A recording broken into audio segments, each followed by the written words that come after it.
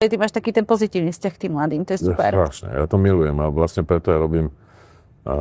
ten môj život sa už tak vyabstrahoval v tom umení, že robím veľa autorské veci a vlastne ja aj rád učím, ale neviem si ja zase na druhej strane úprimne predstaviť, že ja nastúpim do nejakej administratívy a budem tam učiť. To si neviem predstaviť, takže ja si ich beriem so sebou na tie projekty a vlastne tam im odovzdávam to, čo som sa ja naučil, alebo čo ja